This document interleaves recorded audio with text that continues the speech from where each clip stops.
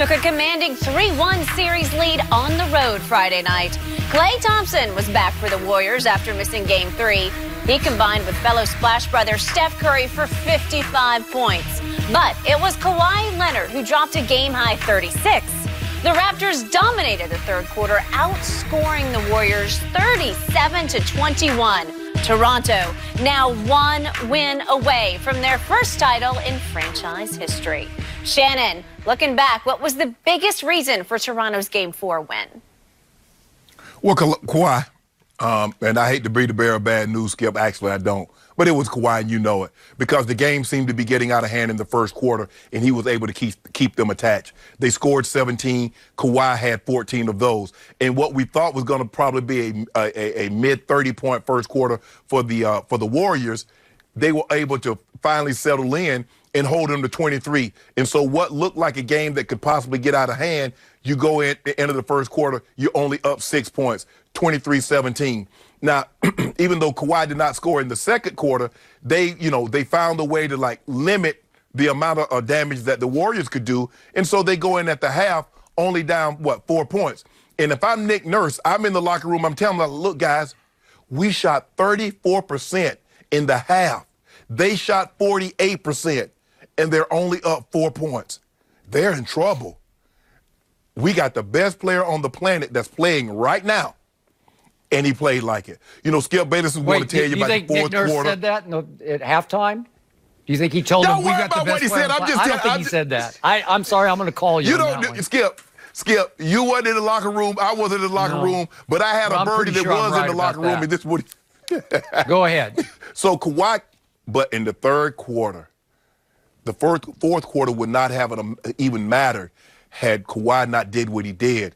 He got 17 big points. He hits a three, pulls up at Draymond's face, hits a three. Draymond has the ball. He's like, give me that. Steals it from him, comes down, pulls up again in his mug. So now, what normally the third quarter belongs to the Warriors, where they've been in this finals run, they've been plus 11 in the third quarter. No, Kawhi said, not today, bro. So what started as a 4-point deficit going into the third quarter, all of a sudden is a 12-point plus going into the fourth quarter. And then he got, you remember, Skip, every game they've had one guy to step up big. The first game, it was Pascal Siakam. Game 3, it was a couple of guys. It was Pau Gasol, it was Kyle Lowry. Even Danny Green chipped in. But in this game, it was Serge Ibaka. Game 3, he lived up to his name because he threw 6 shots out of there. But this game, he had a game like he had against Skip. You remember he had that game against the Lakers where he was like 15 of 15 to start the game, and he ended up being something like 17 of 19. I'll explain that in a minute. Go ahead. He had that type of ball game, Skip, and that's what you need when your superstar gets it going. He still needs one person to come along with him. That's what Steph didn't get in Game 3. He had a historic performance, but he could get no one else to come along with him. Kawhi Leonard had a great performance in Game 4, and he got Serge Ibaka to come along with him. Skip, I don't know if you know this. You love Michael Jordan. But Kawhi Leonard joined Michael Jordan as the only guy to score 35 or more points in a road victory. And guess what, Skip? Didn't even turn the ball over. That's what Kawhi did. So he just showed you, healthy, I'm one of the 3 best players in all of basketball. You can talk about Giannis. You can talk about James Harden. You can talk about Steph Curry. But the thing that me, KD, and LeBron have, we're 6'9" or better. So we're cut from the same cloth. That vicuña, the best cloth that money can buy, that's the kind of cloth that we're cut from. And I'm the baddest man playing basketball currently. Wait, are you making the case that number 2 is better than LeBron James right now? I think that's what you just said. I just said Shannon Sharpe just said number 2 is better than LeBron, right? Is LeBron James currently playing? Thank you. Hold on. Is LeBron James playing in these playoffs? Well, unfortunately, no.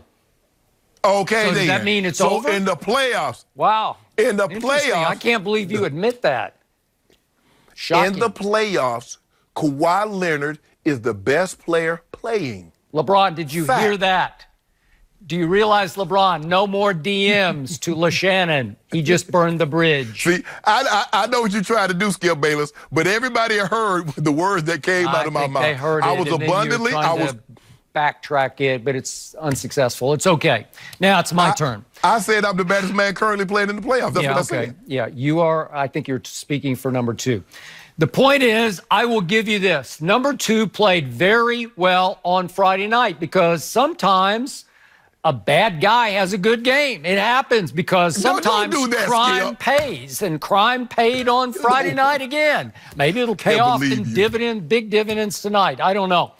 But it wasn't like number 2 took over the fourth quarter. It wasn't like he dominated down the stretch in crunch time.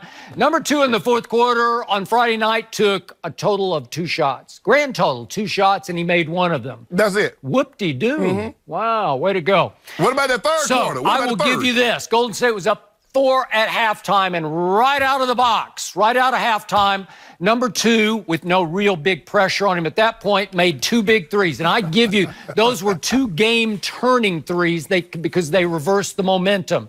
And to his credit, he came right down, pulled up with just 30 seconds into the half, made the first one, and 46 seconds into the half, he made his second one. And that set the tone for an all-out Toronto furious rally that just engulfed and overwhelmed and overpowered the home team, 37-21 in the third quarter. But even though the second 3 at 46 seconds into the third quarter gave them their first lead, Toronto, what shot gave them their final lead? What shot put them completely over the top? Aha, it was with 4 minutes left in the third quarter when somebody hit a big 3. Who could that be, Shannon Sharpe? It was Serge. Serge Ibaka came out of nowhere and hit a huge 3 that gave him the lead for good. And I have seen this horror movie before because I had to live through it. It was actually Game 4 of the Western Conference Finals in 2012. And it was against my San Antonio Spurs. And my Spurs won the first 2 games in San Antonio up 2-0.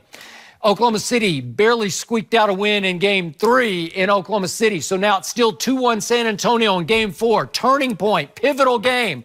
And what does Serge do? He goes 11 for 11. He goes 4 for 4 from the free throw line, and he was the difference in that game and ultimately in that series because that evened it up at 2-2, and the Thunder went right on to win the next game and the next game and go to the finals.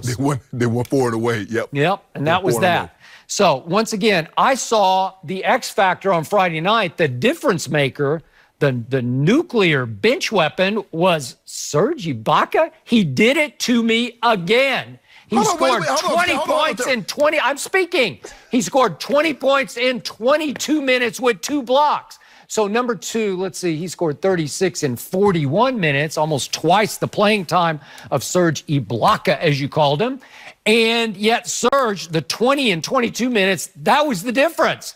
If you take that away, I say Golden State survives at home. So I think the key to Game 4 was Serge Ibaka.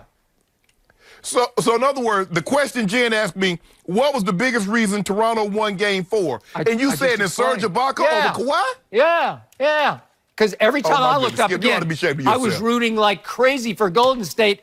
And every time I thought Golden State, okay, here they go. Surge. Toronto surged because of Serge. And I give you that number 2 had a big third quarter. He didn't have much of a fourth quarter, but they all chipped in the fourth quarter. And every time they needed a key basket, it was Serge Ibaka. Are you kidding me?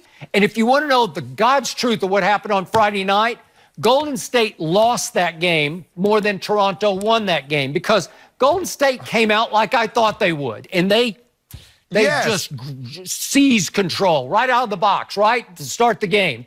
And they're up 11 late in the first quarter. And you think, can they hang on? No, they're turning the ball over too much because every time DeMarcus Cousins touched the basketball, he just gave it to Toronto, right? He had 3 turnovers in the first quarter. You can't win like that. And my guy, Steph Curry, what did he do in the first half? He goes 0 for 5 from 3. And worse than going 0 for 5, he starts hesitating and hitching with the shot, double clutching, like